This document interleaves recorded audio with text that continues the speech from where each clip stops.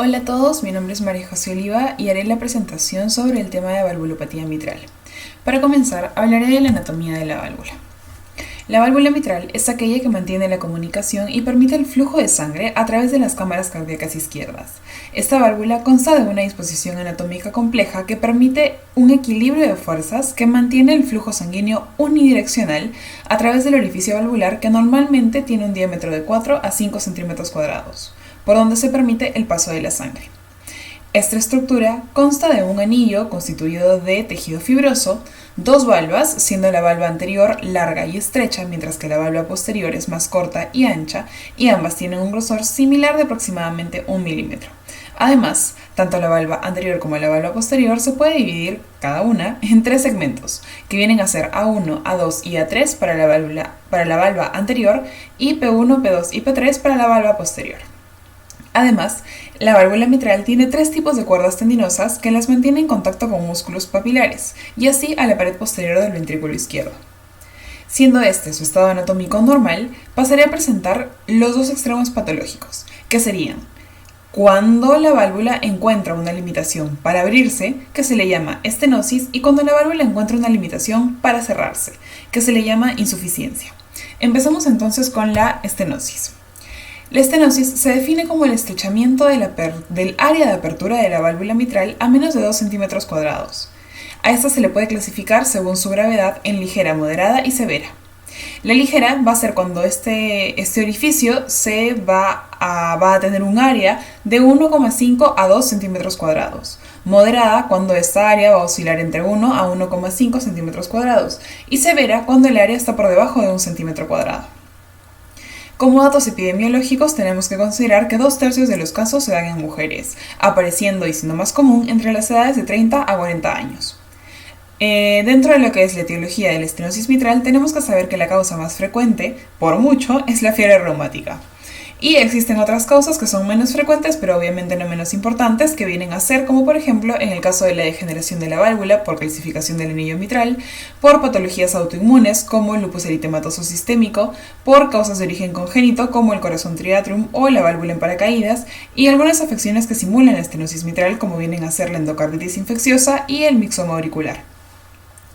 Dentro de la fisiopatología de esta enfermedad tenemos que la estenosis de la válvula mitral genera una obstrucción del flujo de sangre de la aurícula hacia el ventrículo. Entonces, según el gráfico, vamos a ver que esta válvula que se encuentra aquí sería la afectada. Entonces vamos a tener una obstrucción del flujo de sangre desde la aurícula hacia el ventrículo durante la diástole, disminuyendo así el volumen de fin de diástole. Esto va a llevar a una disminución del volumen de eyección que va a condicionar a una falla cardíaca. Además, la reducción del orificio valvular por debajo de 1 a 1,5 centímetros cuadrados lleva a un aumento de presiones por detrás del obstáculo, debido a que en esta condición, o sea, en esta disminución del orificio valvular, no va a ser posible mantener el gasto cardíaco a menos que la presión en el atrio izquierdo sobrepase los 20 a 25 milímetros de mercurio. El sobrepasar estos 20 a 25 milímetros de mercurio va a condicionar un aumento de la presión en las venas pulmonares, que son las que llegan normalmente a esta cavidad, y con ello el aumento de la presión capilar pulmonar, que por transmisión retrógrada de presiones eleva la presión hidrostática. Estamos yendo, se dan cuenta, la falla está aquí, estamos yendo hacia atrás, ¿no es cierto? Entonces, por esa transmisión retrógrada de presiones va a elevar la presión hidrostática, que condiciona a una aparición de hipertensión pulmonar y además de edema pulmonar de origen cardiogénico, terminando en una falla cardíaca e hipertrofia ventricular derecha. Estamos afectando el lado derecho por consecuencia de una afección en el lado izquierdo. En las manifestaciones clínicas primero tenemos que mencionar que como la etiología más frecuente es la fiebre reumática, es importante saber que durante los primeros 10 años tras el cuadro reumático agudo, la estenosis mitral puede ser asintomática. En los casos sintomáticos vamos a encontrar que la disnea de esfuerzo progresiva es el síntoma más precoz y más frecuente de esta patología, pudiendo exacerbarse en situaciones en las que se aumente la frecuencia cardíaca, como en la fiebre, el ejercicio, la gestación o situaciones de estrés, ya que se acorta la diástole y con ello el tiempo de llenado ventricular. También puede complicarse en casos de fibrilación auricular y de embolismos. Puede haber hemoptisis por la ruptura de pequeñas venas pulmonares que están congestionadas por el aumento de la presión. Además, el paciente puede presentar ronquera, también llamado el signo de Ortner, y esta ronquera se caracteriza porque su causa es la compresión del nervio laringio recurrente por el atrio distendido. Además, el paciente puede presentar disfagia, también por compresión, por el atrio izquierdo distendido que va a presionar el esófago, como se puede ver en la imagen que está en la diapositiva. El paciente se puede presentar con fascia mitral, presentando una coloración malva de las mejillas debido al bajo gasto cardíaco y a la vasoconstricción sistémica. Como dato, tenemos que saber que la embolia arterial puede ser el primer síntoma de una estenosis mitral leve asintomática. Esto porque tenemos que recordar que la causa más frecuente de embolia de origen cardíaco es la fibrilación auricular, que es especialmente frecuente en pacientes con estenosis mitral.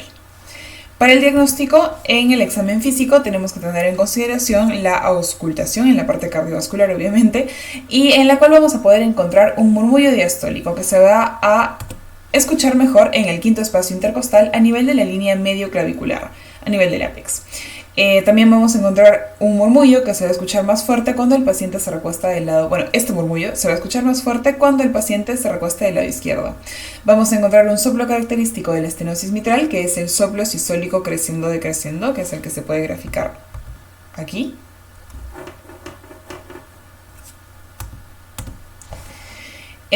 Vamos a encontrar el refuerzo del primer sonido cardíaco, que sabemos que es por la sístole ventricular.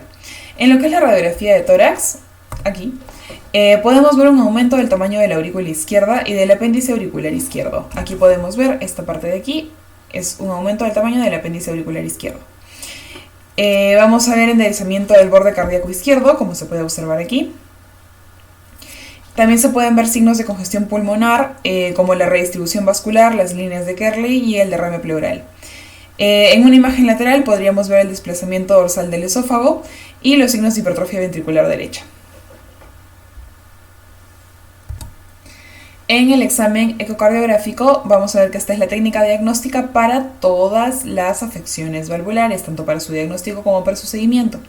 En la imagen lo que podemos ver es que la válvula que está ubicada entre lo que vemos aquí, que sería la aurícula izquierda, y lo que vemos aquí, que sería el ventrículo izquierdo, tiene un orificio reducido y vemos una señal intensa debido a depósitos de calcio. Entonces, en lo que viene a ser el examen ecocardiográfico vamos a poder ver el engrosamiento en sí y la rigidez valvular, como la calcificación y engrosamientos subvalvulares. Además se puede hacer la medición del área de la válvula, del orificio valvular. Por último, tenemos la angiografía coronaria, que se debe realizar obligatoriamente antes de cualquier intervención quirúrgica para evaluar el riesgo de la enfermedad coronaria asociada. Dentro de las complicaciones de esta patología encontramos la fibrilación atrial, que se va a presentar con eventos o que puede llevar a la presentación de eventos tromboembólicos, la falla cardíaca congestiva y la hipertensión pulmonar. El tratamiento lo vamos a dividir en dos grupos, que viene a ser el tratamiento médico clínico básico y el tratamiento intervencionista. En el tratamiento clínico básico se enfoca también en dos puntos importantes, que son primero el tratamiento de la insuficiencia cardíaca mediante la restricción de sal y como fármacos de primera línea los diuréticos, y como segundo punto el tratamiento de la fibrilación auricular mediante el control de la frecuencia con beta bloqueadores, calcio antagonistas y digoxina. Es importante mencionar que nunca se van a utilizar fármacos reductores de la poscarga, como por ejemplo los inhibidores de la enzima convertidora de angiotensina. ¿Por qué? Estos van a estar contraindicados en estos pacientes ya que provocan la dilatación de los vasos sanguíneos periféricos, lo que puede provocar una descompensación cardiovascular.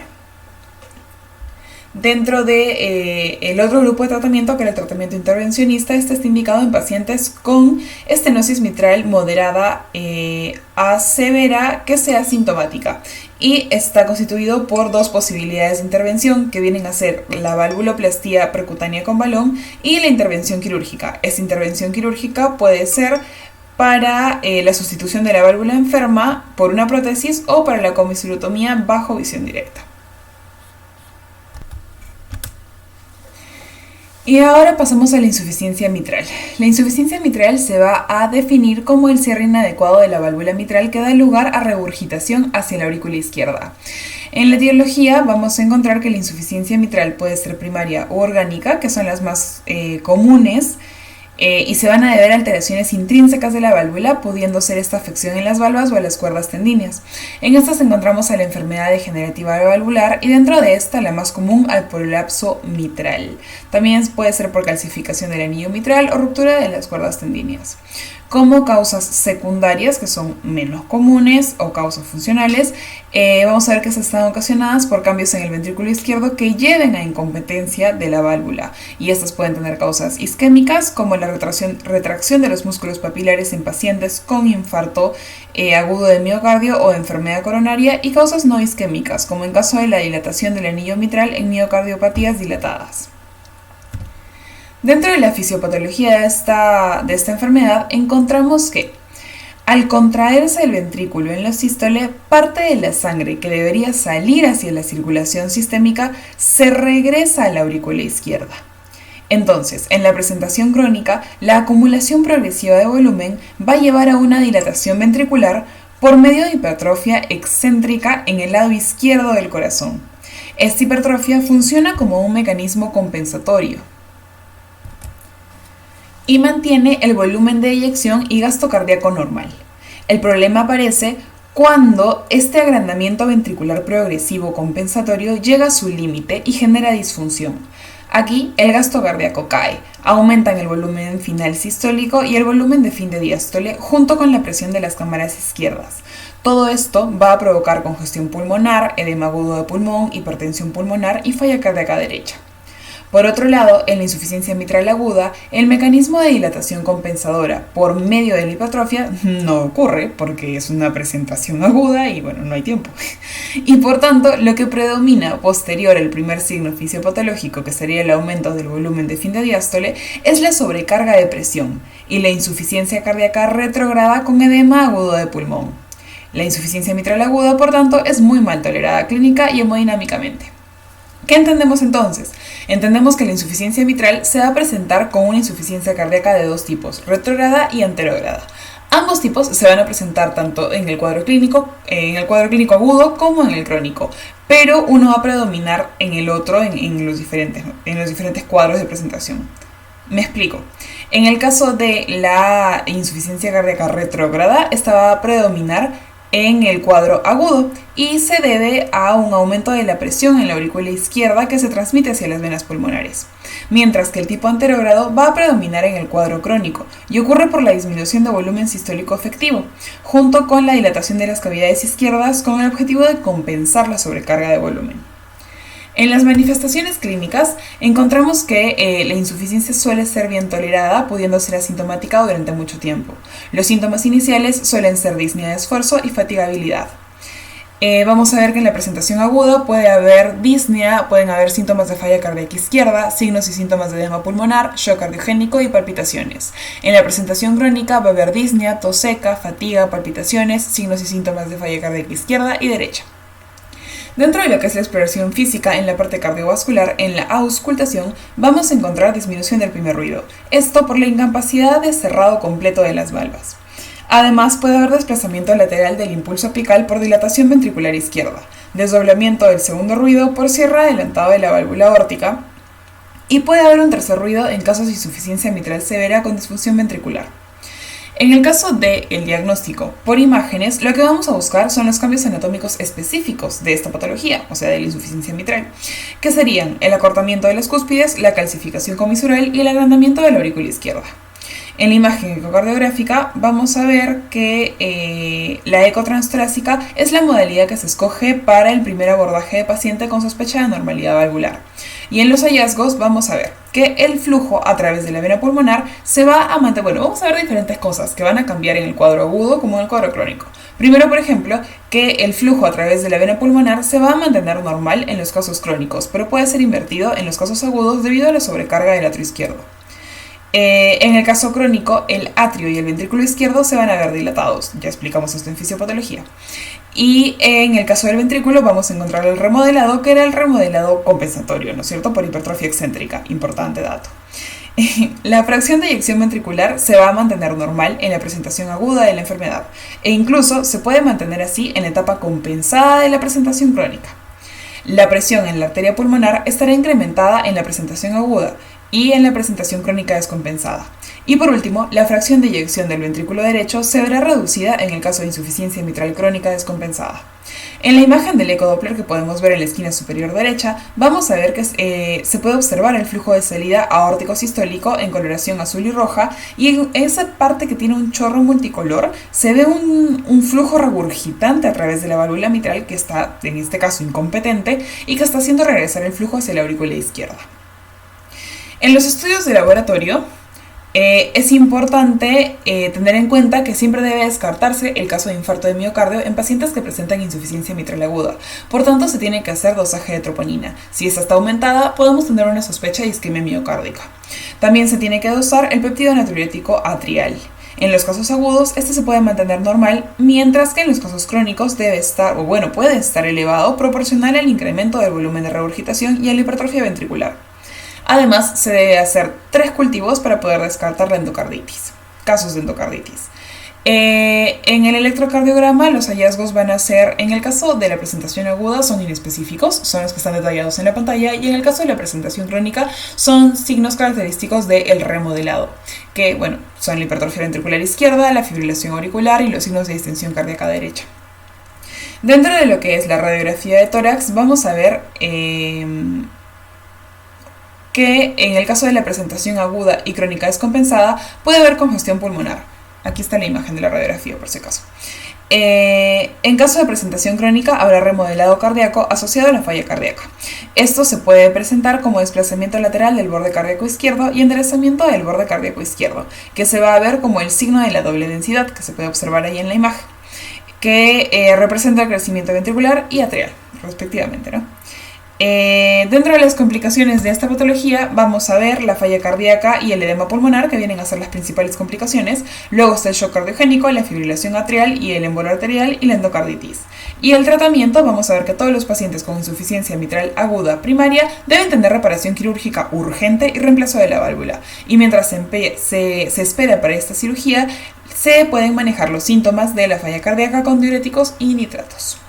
Eso es todo por la presentación de ahora. No se olviden que hay preguntas de Angie. Muchas gracias.